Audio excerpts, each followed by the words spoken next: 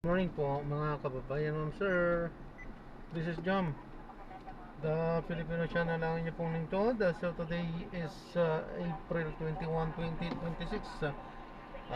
Tayo ngayon ay papunta yan sa may Samar Street, Barangay 564, Sampaloc, Manila. At dadalhin po natin sa may Philippine Airlines sa may Naiyagit 1 Andros Avenue, Barangay 191, Pasay. Okay, magbabalik po tayo mamayang unti po pag nakuha na po natin sila. Disclaimer lamang po, ang content po natin ay kalsada at hindi ang passenger. Kaya naman sakasakali man po may marinig kayong mga pangalan ng lugar, pangalan ng tao, pangalan ng organizations, government of private man yan, ay wala pong kinalaman ng channel na ito at wala pong pinapatungkulan. Lahat po ng pinag-uusapan dito ay pawang dito lamang po yan sa loob at wala pong pinapatungkulan sa labas. Magbabalik po tayo mamayang onte pag nakuha na po natin sila. Yan, makinig tayo ng mga nagbabagang balita at talakayan po. Tagapakinig na patuloy na nagmamahal sa kanta sa loob ng mahigit 2 dekada. Ayon kay Ice, hindi niya akalaing simpleng awitin noon ay magiging bahagi ng buhay ng maraming Pilipino hanggang ngayon. Ang pagdating ng panahon 25 years later ay available na sa mga streaming platform.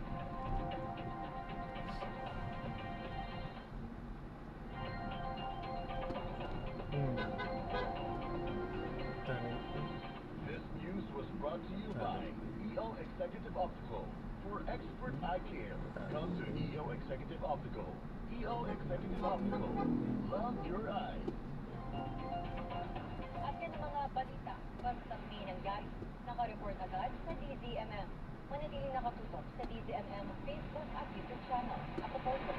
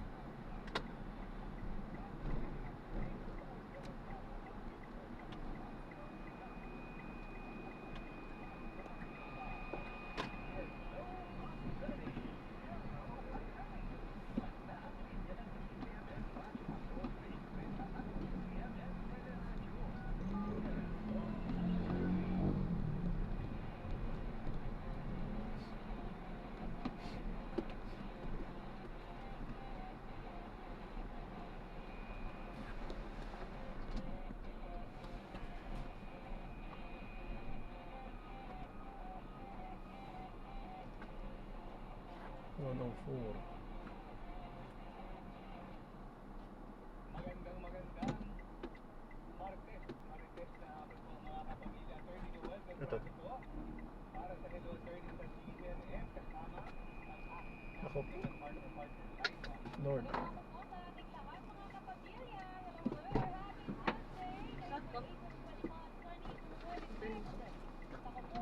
Ano po? Kay Ma'am Chloe po.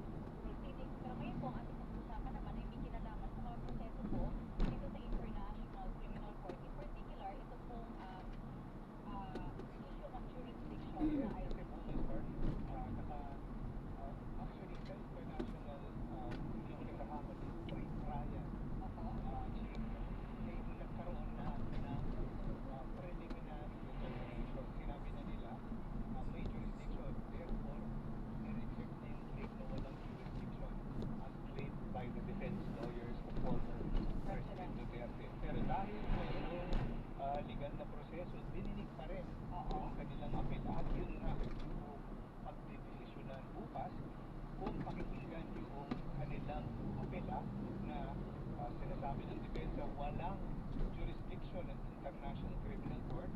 Among many arguments ay kasi nga nag-withdraw na ang Pilipinas dito sa tinatawag natin Rome Statute. Yung Rome Statute po, para sa ngayon lang nagbubukas ng TV at radyo, yan po yung treaty o tratado na lumikha po itong permanent international criminal court.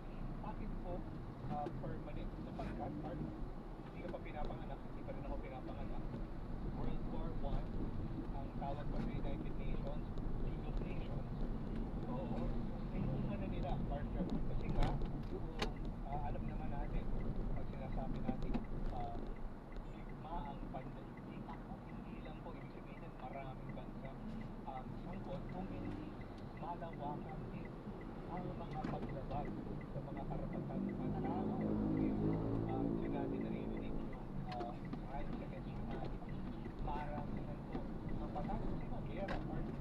At kahit po tumawid na itong paglalabanan sa pangalawang digmaang pandaigdig kung saan na nga nabuo itong United Nations, at doon din, partner, merong mga pagsubok, maraming pagsubok na bumuo ng isang international tribunal. Pag sinabi natin international tribunal, parang 40 po yan na tumatanggap ng mga reklamo at siyempre mga ebidensya para patunayan yung reklamo. Halimbawa, partner, isa sa mga matatawag natin ad hoc o pansamantalang tribunal na yun ay yung tinatawag na Nuremberg Tribunal or Nuremberg Tribunal. Ito yung dito nilitis yung mga war atrocities or war crimes ng Nazi German. Sa Second World War, yan, galing ng mga Hudyo tungkol sa kanila, tungkol sa concentration camps, mga reklamo, partner, at nakakatindig ng sarili ng mga camps. First, diba, kinaluto sila, tinanggalan sila ng pagkatao nilang pagkakakilanlan at sinubaran sila, kasama silang pinasok sa Sears at milyon ito, partner. Pinapadala sila doon sa mga tren-tren, bata, matanda, lalaki, babae, wala mo pinipili. Lahat po yun. Kumbaga, may tuturing na genocide. Kapag ang aming kriminal o at least justification ng Nazi Germany nung panahon na yun, sila yung mga Hudyo, sila yung mga nagdadaya sa negosyo, sila yung ang tawag nila doon, nagpapa-impure. Kumbaga, hinahaluan ng impurities yung pure na Aryan race. Yan yung race daw ng mga German. So, kumbaga parang, sorry, kasi pinag-usapan natin jurisdiction ng ICC. Oo, nga, layo na.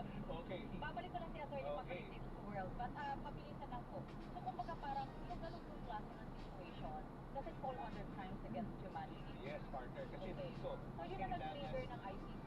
Oo. Hindi.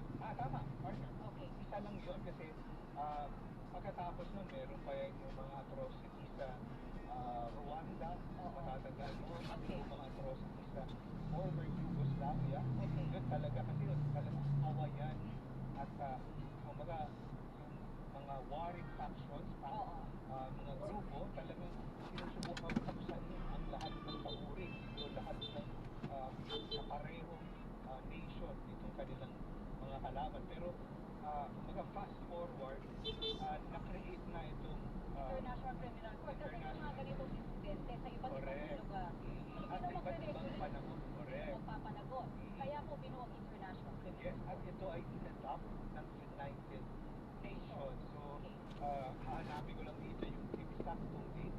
Pero ang Pilipinas, para lang sigurado, yung ating pinirmahan po ito bago pa siya kumuha ng 2/3 na vote from the Senate. Unilateral on the part of the executive. Yun yung kini-question noong mga sitting senators din. Pero ang sinabi ng Korte Suprema, hindi kailangan ng two-thirds vote ng Senate. Kasi noong nag-express tayo, meron tayong note verbal to the United Nations at sumagot na. Nasabi ng Korte Suprema, complete na. Kasi dapat yung United Nations ang hihingi doon as part of the Hindi, requirement. partner. Mahaba yung discussion, pero ultimately sinabi ng Korte Suprema, hindi, bagamat kailangan mo ng two-thirds vote to enter, to withdraw, hindi mo kailangan. So, yun lang po yung pinakasimple, pero iniimbitahan ko kayo basahin itong magandang kaso, lalo na po dun sa mga abogado. So, pero ang, kumbaga, isa sa mga, kumbaga, natitirang prinsipyo dito, kasi yun yung main contention. Kasi ito namang ibang mga petitioners in other cases, sinasabi nila, naku, mawawalan na ng proteksyon ng ating mga human rights sa Pilipinas. Pero ano yung main contention? Yun nga, kasi by withdrawing from the Rome Statute, sinasabi ng mga human rights group, mawawalan na ng proteksyon ang human rights sa Pilipinas. Sabi ng pagka, hindi naman, kasi meron naman tayo batas-batas during the time of former President Arroyo. Ito yung pinag-usapan na natin yung Senator, hanapin ko lang yung title, pero basically, in-adopt most, hindi po lahat na halos ng provisions in the Rome Statute. For crimes against humanity? Crimes against humanity, genocide, I see. etc., etc.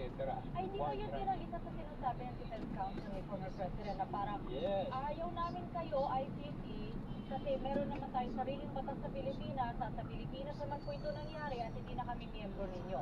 Yes, Three main points, right? correct. Yung Oo. third point, tama ka. Maraming salamat, pinaalala mo. Kasi isa din sa mga main consideration nitong pag-exercise ng jurisdiction ng International Criminal Court ay yung question na, kasi yan din ang nakalagay sa Roman Statute, Yung question na?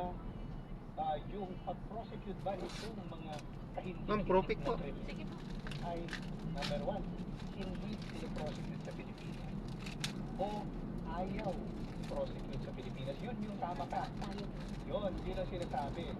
Kumbaga, hindi ninyo pwedeng sabihin na walang functioning judicial authority sa Pilipinas na pwedeng tuminig Okay. sa kriminal. Yan yung pinagbabatayan nung magandang defense at yung Campos, yung dating Pangulong Duterte na bring him home kasi pwede siya dito kasuhan sa Pilipinas. Dapat Hindi kung ako kailangan. prosecutor kasi dyan, if ako si ICC, kailangan ko rin take into account gano'ng ka-influensya ang buong pamilya. Yun. Napakailang Oo. ganon. Hence, kaya hindi rin pinapayagan yung parang temporary or hindi siya, alisin siya sa, Pagkabihin doon sa... Oo, tas- Patuloy tayong magbabalita at maglilingkod para sa bawat mamamayang Pilipino. Ito ang DZMM Radyo Patrol sa Eastern na sa balita ng Public Service. DZMM, lumilipos sa aksyon. Basta AM, DZMM. Malinaw na ang lahat sa pinagsamang Attorney Noel Del Prado at Liza Acosta. Hello, Attorney! Nagpabalik po ang tambalang Aquino Del Prado para tumanggap po ng ilang mahalagang balita. Ayusin na po natin yung natin. Maya, akala nyo pa-teaser taas kayo naman Pero, paano yun? Mamatiin namin. Nasa YouTube lang. Papapartner. Tuesday pala, partner. Please, Mr. Rosa, kami rin po. We love you for loving our shirt. Oh, Architect thank you, guys. Marvin Riabad, Ligaya Chingkan, Ryan, may shadow walking from Naga. Marching, okay? Agnes Repa, sa napakainit na hapon. Miss Beautiful Liza at cute. Salamat po, Attorney Noel. Ayo. Hindi po para Parang very teenager naman yung gano'n. But partner, allow me to just read Yes, itong partner, go message ahead. ng bago po natin itong kasamahan sa program. May baso. Si It's Me. Alam mo kung may bago, may Jurassic na. Isa na si Louie nun. Ever since the world began yan. Okay.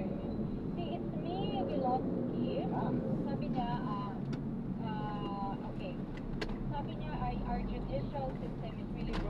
had it before. Fortunately, the case is being brought upon to the international light kasi alam naman ng lahat na wala tayong mapapala dito, and hoping as well that whatever happens there in ICC may serve as a lesson to our government to improve, number one, the judiciary system, and to not let any corruption destroy the nature of justice in this country. And I thank you. Maganda. Here to say, sir, thank you for Salamat po. engaging in our discussion po ngayon. May magandang tanong yung Jurassic nating member dito, Yes. si Luby Pasco. Okay. Ang sabi niya, posible po ba, girl, ano na, mag-join ulit ang Pilipinas sa ICC? Hey, Louie, simula mo na ngayon. Mangampanya ka na. Pag ikaw yung presidente, naging presidente, pwede pa rin tayo. Kasi tandaan natin, dito sa kaso nga na to, pinagdiinan yung basic principle naman ito sa Constitution na to. Nabanggit din natin kahapon, Mark, nakarinig na ang presidente ang chief architect ng ating foreign policy. At itong pag-sign, pag-adhere, makikisali sa mga League of Nations and United Nations, yan ay kumbaga within the power ng presidente. Pero kailangan mo ulit ang two-state. Yes, partner. So, kasi nga, entry into force ng kahit na anong treaty ay kailangan mo ng two-thirds. At doon natin makikita na meron niyang checks and balance din. At dito nga din sa kaso nito, maganda rin, may distinction din. Kasi anong uri ng international agreement or treaty ang kailangan ng concurrence ng Senado? Nandiyan din, nakapaloob. Mga may tinatawag silang executive agreements, hindi na kailangan. Pero yung treaty na kung saan tinatalin through contractual obligations ng presidente ang buong resources ng ating bayan, yan, kailangan ng two-thirds vote ng Senado. Senado lang. Oo, kasi yun lang yung nakasaad sa konstitusyon. Okay, Okay. bakit kaya? Ba't walang representative? Sa tingin ko, yan bahagi din niya ng tradisyon. Pero tandaan natin, ano ang pagkakapareho ng presidente at ng senador? Elected at large sila. Ang House of Representatives elected in each legislative Okay. Oo district. nga, Pero tama. kung tutusin mo, partner, meron din tayong 20% dyan na elected at large din, yung mga national party list. Diba? Oo, Members tama, din ng party tama. list. So, Oo. pero yun na kasi yung nakasaad Oo. sa ating Para mas konstitusyon. maayos din ang Oo, so sistema. kung gusto nating baguhin yan, kailangan natin ng constitutional amendment. Oo, na dadaan na naman sa mga proseso. Anyway. May referendum pa. Ay, siyempre. naku mga kapamilya, sa totoo lang. Si Ina Antonio ay meron po ditong message din and this comment sa ating discussion. Sabi niya, member na kasi tayo and still member nung ginawa niya yung mga yon pertaining to former President Rodrigo Duterte's administration. Na nagpaalis lang tayo after na niya nagawa yung mga, actually alam ko, I think if I'm not mistaken, nung meron ng investigation ang prosecution ng ICC, dun tayo nag-express ng ating interest to exit galore na. Meron nga Sa nag-claim, yun nga ang bine-verify ko kasi parang sinasabi nila na merong nag-initiate yung inquiry after na nitong sulat. Yan yung isa sa contention nila. Pero kasi ang tandaan natin po dito, maganda na tinanong yan ni Louie Basco. Di ba? Meron tayong dates, di ba? November 1, 2011 hanggang March 16 nitong ito ulit, 2019. Yes po. So, ibig sabihin, tanong ni Louie, paano kung sumali tayo ulit? Pwede po yun. Legally possible, basta may two-thirds concurrent. So, ano mangyayari between yung hindi tayo kasali at nung sumali tayo? Kasi, partner, even nung hindi na tayo kasali, so sinasabi rin sa mga discussion din dito, meron tayong tinatawag at nakapaloob din sa Rome Statute. Yeah. Meron ang bawat state parties na kasi kumbaga nakasaad din sa Rome Statute mismo pwedeng mag-withdraw at meron nang ibang nag-withdraw, partner. Kahit na nag-withdraw ka na, meron ka pa ring residual obligation. Ang ibig sabihin ng residual, natitirang obligasyon Oo. even after nag-withdraw ka na, hindi ka na member. Kasi nga, ang primary objective ng Rome Statute ay papanagutin ang mga sangkot sa personal to, war crimes, criminal acts ito. acts, sabi ng Rome Statute, acts of impunity. Ibig sabihin, genocide, Yes. war crimes, Pero, crimes of aggression, Ang etc. kapangyarihan nila ay limited just to member states. Yun pa, isa, partner. Kasi yung jurisdiction nila, yung crimes ay nag-commit sa territory ng member Isang states. member state. Pero halimbawa, crimes of aggression. Siyempre, pag crimes of aggression, tatawid ka ng mga borders. Halimbawa, yung in-invade mo at pinagpupuksa mo yung mga tao doon, hindi member. Pwede ka pa rin i-abduct kasi yung Oo. member na nag-aggression o nag-war crimes ay during that time, kung talagang during that time niya ginawa, ay member ng ICC. Pero yun ang So, limit hindi- nila, either member yung suspect o member yung victim. Oo, Hindi kasi- pwedeng pareho silang hindi member, tapos magkikialam ang ICC. Kung tutuusin, partner, hindi ko alam yung eksaktong sagot. Pero tandaan natin, yung Rome Statute ay isa lamang sa mga international treaty. Marami pa Yung yan. permanent na criminal court, international criminal court. Pero kung tutuusin mo, kung gusto mo, halimbawa, papanagutin isang, at hindi ito unheard of, kagaya nung sinasabi sa'yo, yung Nuremberg trial. Oo. Diba? Dahil nga wala pang existing na legal framework nung panahon na yun, ang UN, kinailangan niyang mag-constitute nitong ad hoc o pansamantalang tribunal na didinig dito sa mga karumal-rumal na krimen. Meron po tayong question dito, si Akatolos. Can local courts try cases that happened after the supposed withdrawal of the Philippines from the ICC? Nag-withdraw o hindi, the local courts can try. The local court can try dahil meron tayong local law. Yes. Yung crimes against humanity. Meron po tayo dito sa opo, Pilipinas. meron po tayong batas na hahanapin ko lang yan, pero bigyan nyo lang ako. ng Na-discuss ilang na natin minuto. yun eh. Na-discuss na natin Yung yun dito, mga partner. ano natin. At sabi nga natin, in-adopt yung almost all, hindi lahat. At doon sa mga iba nga dinagdag pa yung crime. Halimbawa, merong tawag doon, conscription of minors into war. Yung pagre-recruit sa mga batang sundalo sa armed conflict. Wala yan sa Rome Statute. Nandito yan sa local law ng Pilipinas. Bawal po yan. Kasama po yan dito sa mga, kumbaga nakalinya yan sa mga karumal-dumal na krimen. Kung tutulak mo yung mga bata na makipagkera. Oo, huwag naman sana. O may mga ibang ano ngayon Yung mga armed groups, partner, sinisimulan sila na bata, Oo, partner. ano ba yan? Sino po ba? Ay, ito, meron tayong, si Lucas de Chavez. Sabi niya, sarap po makinig sa usapan ninyo. Ay, Maraming salamat salamat po. Thank you so much. Wala yung YouTube ko.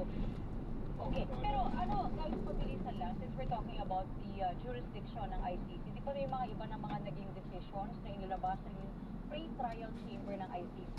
If you wanna read lahat ng mga points na nilabas ng pre-trial chamber, yung mga naging decision nila at ano yung mga naging basihan nila, meron website ng ICC. Ano po yun, public document po yung mga nilabas silang decision sa mga apela ni former President Rodrigo Duterte. If gusto niyo guys, basahin niyo lang, makikita niyo yung mga naging arguments dito. Correct. Bakit Ito na, sila partner. na- RA 9851. Ito yung nagbibigay ng definition at nagpapataw ng parusa Oo. sa crimes against humanity and other violations of international humanitarian law. So whether member, tama si partner Liza, whether member tayo o hindi, ang Oo. kanilang paglabag ay paglabag sa batas ng Pilipinas. Pwede Ayun. pwede po. Si Louis Basco, grabe ko yung Jurassic. Oo, nakita mga Jurassic member natin dito. Ang ganda ng mga message ng ating mga kapamilya. And thank you, Jonathan Galvez. Ito nanonood siya from Riyadh, Saudi Arabia. Salamat po. Ito mga nangyayari sa Middle East at saka, the war between US, Iran, Israel. Oh yes, pwede. Hindi ko pa nakikita yung sa ICC kung meron na silang ginagawa. Siyempre, hindi naman din tayo rin, wala pa tayong nababasa news articles about ICC stepping in sa situation kung may mapapanood ka na. May nabasa na ba? So far, wala pa akong Mag-research nababasa muna po eh. tayo. Oo. Sorry. Magtitig ko na si Sam Go ahead. Valentino from Austria, nandiyan na rin. Ito, actually, siyang babasahin. Okay, go. Sa ICC, kailangan po ba beyond reasonable doubt? Yan ang, oo, hindi natin alam. Pero, Hindi. Ano, meron. meron din. Pero tandaan natin kasi criminal court ito.